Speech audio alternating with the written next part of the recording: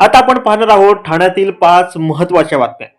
बातमी क्रमांक 1 अशी आहे की मुंबई आणि ठाणे शहरांना थेट जोडणाऱ्या मेट्रो लाईन 4 आणि 4A बाबत महत्त्वाची माहिती समोर आली.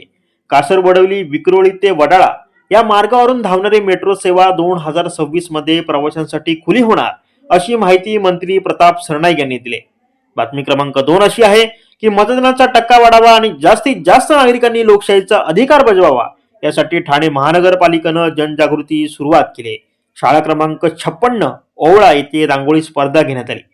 बातमी क्रमांक 3 अशी आहे की ठाणे महापालिका निवडणुकीत अर्ज बाद प्रकरणावर मनसे चांगलीच आक्रमक झाली आहे. वादग्रस्त अधिकाऱ्यांवर 24 तासात कारवाई न केल्यास आयुक्तांच्या दालनात ठिय्या मांडण्याचा इशारा थेट मनसेनं दिलाय. बातमी क्रमांक 4 आता आपण पाहतोय. मुंबईनंतर ठाण्यात मोठा राजकीय भूकंप झालाय. यावेळी मनसेला मोठा धक्का बसलाय. कट्टर मनसैनिक संतोष झुरी यांनी मनसेची साथ सोडल्यानंतर ठाण्यात मनसे प्रवक्त्यांसह आणखी 8 नेत्यांनी पक्ष सोडलाय. यावेळी त्यांनी मनसेची साथ सोडत थेट शिवसेनेत प्रवेश केलाय. आता आपण शेवटची बातमी पाहतोय. उपमुख्यमंत्री एकनाथ शिंदेंच्या बालेकिल्ल्यात आपलं ठाणे आपला देवाभाऊ असा नारा भाजपकडून देण्यात आलाय.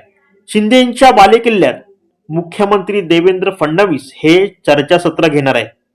महत्वाच्या बातमीपत्रानंतर आता आपण इथेच थांबतोय.